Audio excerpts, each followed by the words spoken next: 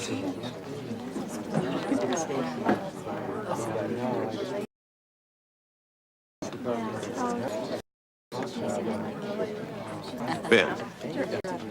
you already know what I'm going to ask you about your relationship with Dave, about his work at the clinic. Lockwood, on the other hand, will probably throw everything at you but the kitchen sink, no matter what he says. Maintain your composure. Don't let him bait you into saying anything that we might all regret later. No, I understand. Good. All rise. This court is now in session. The Honorable Judge Timothy Sawyer presiding. All right, gentlemen, let's get on with it. Mr. Webster, call your first witness, please. Good. The defense calls Dr. Ben Martin to the stand.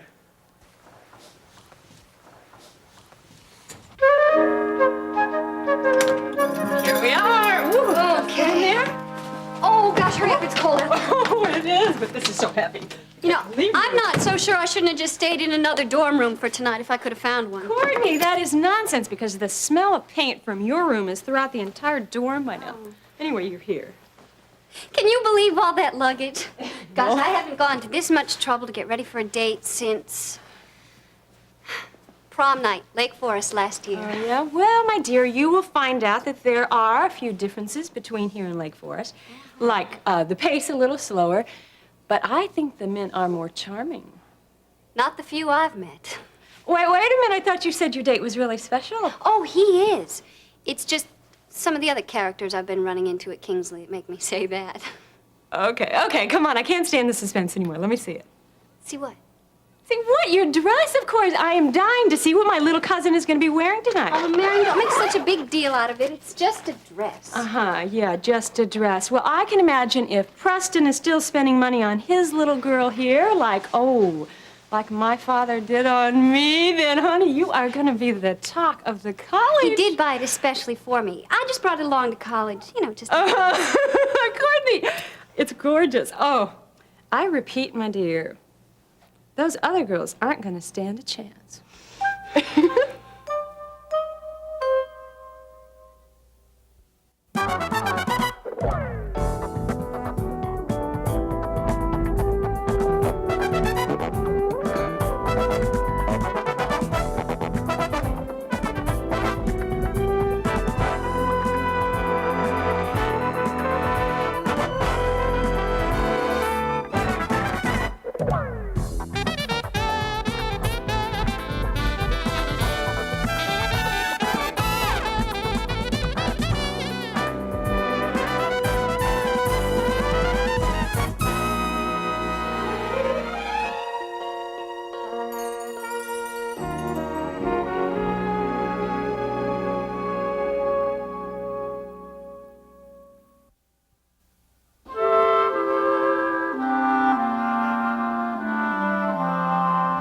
Swear to tell the truth, the whole truth, and nothing but the truth, so help you God. I do. Be seated. Dr. Martin, you're a physician who works with Dr. Dave Phillips, isn't that so? Yes, we're associates at the Chesterfield Free Clinic. How long have you known Dr. Phillips? Well, I've been working with him for nearly 2 years, and I knew him professionally for several years before that. Now, during all that time, over those years, you've noticed substantial changes in your colleague, isn't that right? Objection, Your Honor. Counsel is answering his own question. Objection sustained. Restate your question, Mr. Webster. Yes, Your Honor. Have you noticed substantial change in Dr. Phillips, both before you knew, before you started working with him, that is, and now? That would be an understatement. Meaning, what, please? There are many factors involved. Well, go ahead and explain. Well, when I first met Dave Phillips 4 years ago, he was, well, at the time, he was one of the most gifted and talented doctors this area has ever known. But, Yes? well, he was going through a real battle. Dave was an alcoholic. Let's go on. He was in pretty bad shape. His wife had divorced him, and he was drifting from town to town. Is this the man you're talking about? Yes, it is. Well, it certainly appears to me that Dr. Dave Phillips has overcome quite a lot in order to regain his position of respect in the community. That's speculation, Your Honor. Objection sustained, Mr. Webster. Just tell me how, precisely, Dr. Phillips is different now. Well, since he's been working with you. Well, he's a completely different man than the one who left his wife and children 4 years ago. He's turned over a new leaf, so to speak. In fact, I haven't seen him touch a drop of alcohol in nearly 4 years. And as a doctor, professionally speaking, of course. Well, as I mentioned before, since he's changed, he's once again become one of the most dedicated men I've ever known. Meaning? His work is remarkable, and it's effective, not only at Chesterfield, but at Kingsley General. Anyone working at either of those places will tell you exactly the same thing. You mentioned dedication. Now, what would dedication involve in this Objection! Overruled, Mr. Lockwood. Answer the question. Well, dedication. It's not uncommon for Dave to work 12 or 14 hours a day, every day, even to the point of turning down social engagements in order to treat additional patients, to do research. He's always done that, until recently. Until recently? Well, yes, since Kate's, the death of his ex-wife has affected Dave deeply. Has it affected his performance as a physician? Oh, no, not at all. Even though the notoriety of this case has made it very difficult for him, even to the point of being abused by some of the patients. His professional manner and ethic, they're spotless. They're spotless. Thank you, Dr. Martin. Thank you very much. I don't have any more questions right now. Very well. Mr. Lockwood, do you wish to cross-examine the witness? Yes, Your Honor, I certainly do.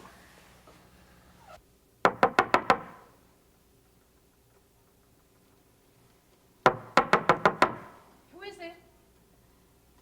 It's Lori Martin. Would you please let me come in? Look, I know why you're here, and I just don't want to get into it, Lori. Look, I'll admit to you, Nancy, that I am here because I heard of your engagement to Dan Myers. Well, you're obviously not here to congratulate me. I am not here to argue with you, Nancy. Really, please believe that. The only thing I believe is that Dan loves me. He needs me just as much as I need him, and I don't care what your mother or your husband have to say about it. Well, he is married. He's married in name only. He and his wife haven't lived together in ages. And as soon as this Mexican divorce comes through, we're going to be married. He loves me in spite of this. Well, I hope that's true, Nancy, for your sake. But what if you're wrong? What if you destroy my husband's career and then find out that Dan Myers was lying? Look, Lori, I don't want to get into this. Will you please kindly leave? Okay, Nancy. I'll leave. But if I could really prove that Dan Myers was lying, would you question his devotion to you?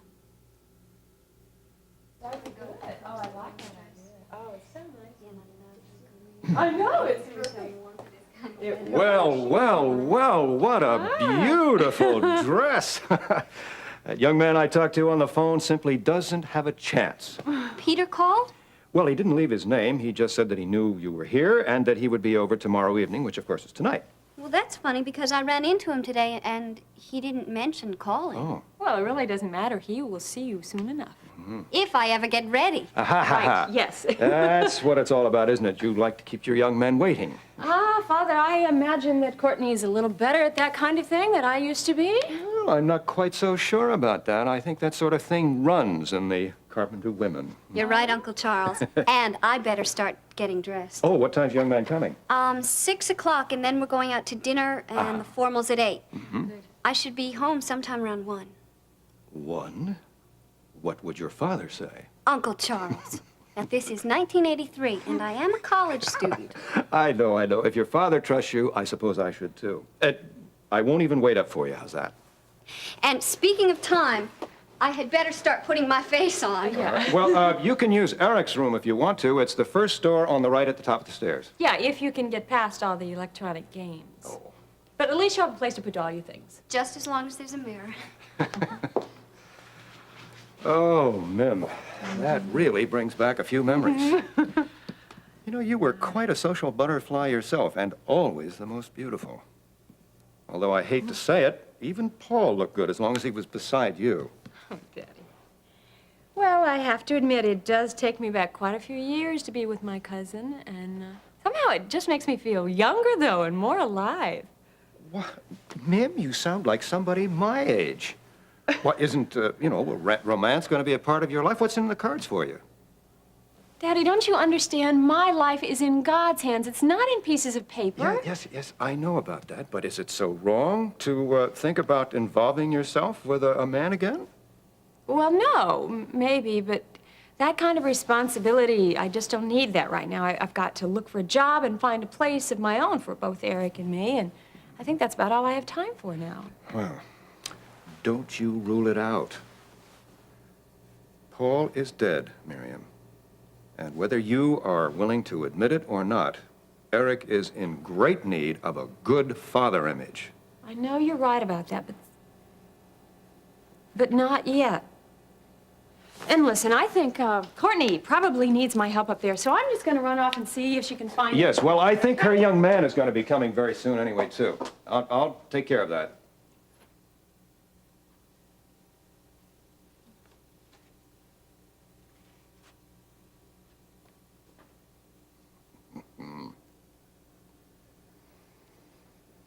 Dr. Martin, you said that the defendant has suffered deeply since the death of his ex-wife. Yes, what I mean Just is... how has that affected his work? well, he hasn't worked quite as many hours. And he's received abuse from some of his patients. Yes, because of the press Well, coverage. does that mean that some patients have refused Dr. Phillips' treatment? Objection, Your Honor. That is irrelevant. Objection sustained. Mr. Lugg, will you restate your question now? Is it true Dr. Phillips' patients at the clinic have stopped coming in for treatment since the death of his ex-wife? Yes, some of them have. How many? What percentage? I really couldn't say. 10? 20%? I really couldn't say. 50%? I couldn't say, but it is substantial. But I'm sure that will change. Thank you, that's enough. Will you help me? Help us understand the defendant better. You're his close friend and associate. Has he ever lost his temper at any of the patients who have been abusing him lately? Answer the question. Well, yes, sometimes he has been a little harsh. But see, you have to understand the kind of people that we get in the free clinic sometimes. Oh, what do you mean? Well, we get a strange mix. A lot of them don't follow instructions. Now, we do try to be patient, but there are those who need a lot of... Need a lot of what? Firmness, maybe. Firmness, or is it harshness? Sure, sometimes. Did Dr. Phillips ever lose his temper? Sometimes. Ever strike anyone? No. Use abusive language? No. Ever lose control at No. any time? But earlier in your testimony, you said... Objection, Your Honor. Counsel is arguing with the witness. Sustained. Dr. Martin, did you and your wife ever socialize with Dr. and Mrs. Phillips when they were still together? No. That's funny. You're a close associate, but you never went out together socially? Not really. After Dave got his life straightened out, he and Kate were trying to sort out their problems. And when he did see her, he wanted to see her alone. And how did Kate feel about that?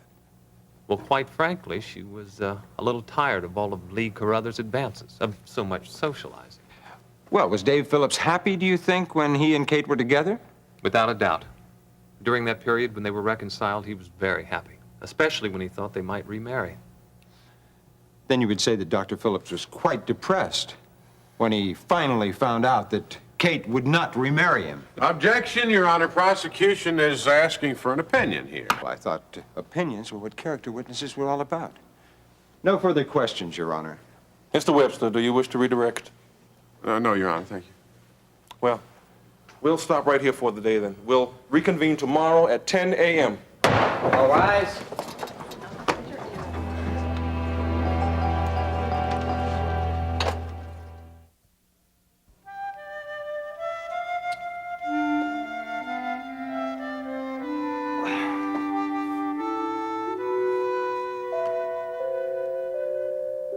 Mrs. Lucas, I'll get that.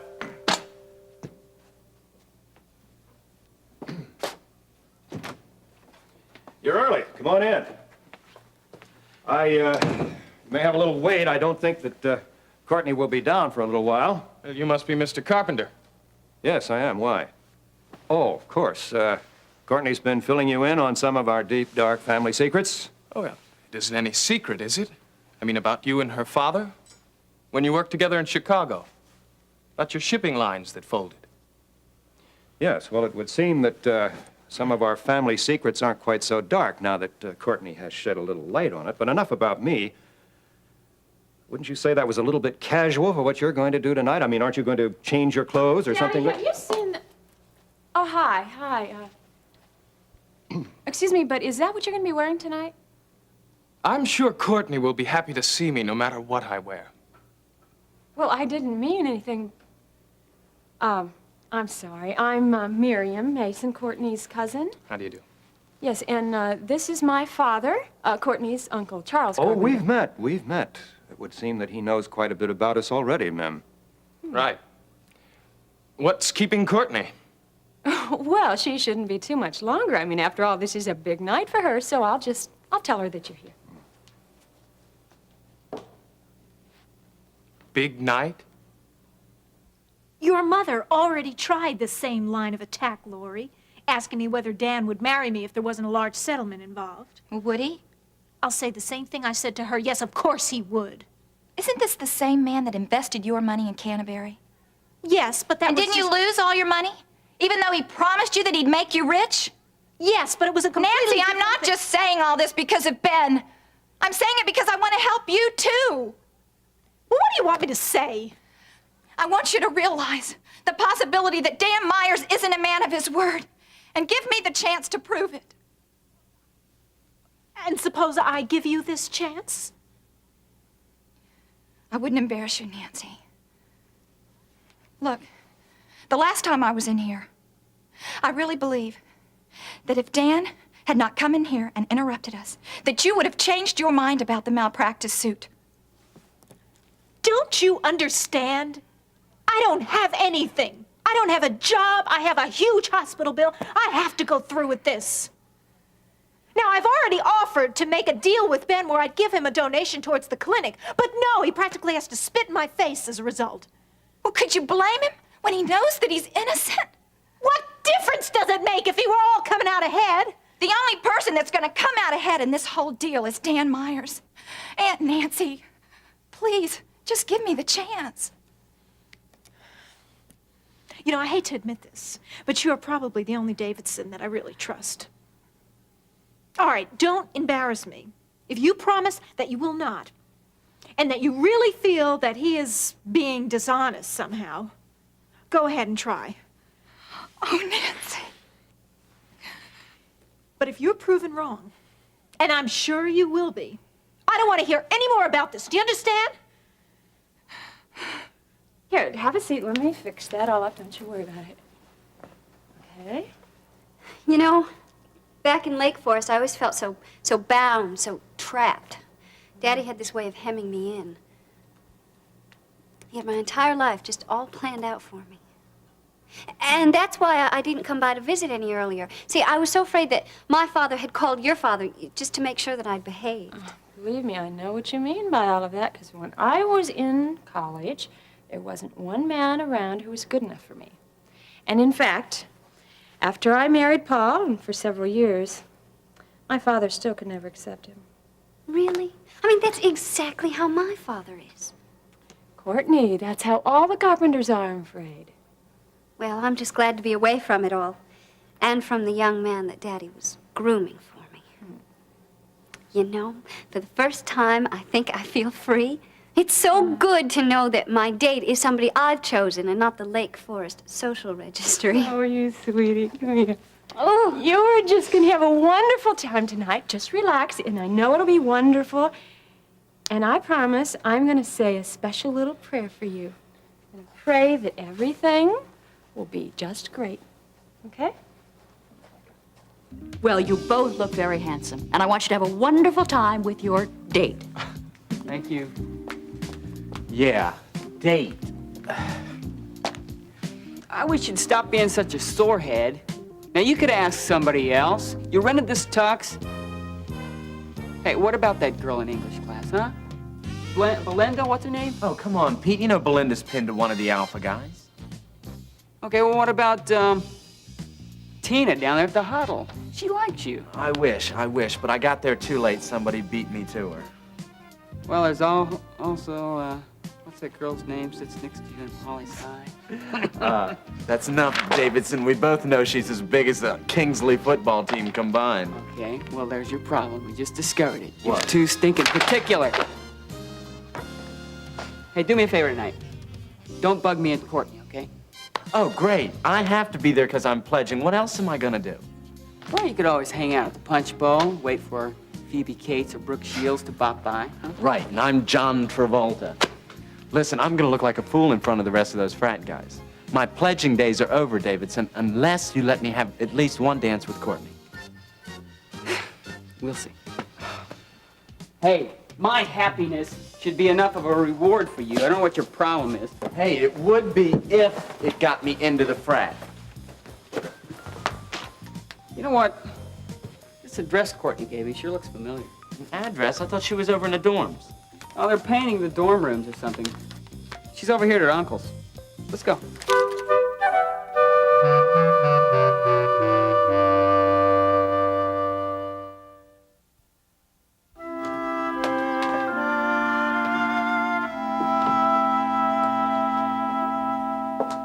Ta-da! Courtney. Vaughn? I don't believe this. Vaughn Sumner, what are you doing in Kingsley? What do you mean this is the address your father gave me? I even called yesterday from Chicago. Your uncle said that you'd be here tonight. What? Then he is not your date? I don't know about here in Kingsley, but I always was back in Chicago. I figured I'd find out in person why you hadn't answered any of my letters.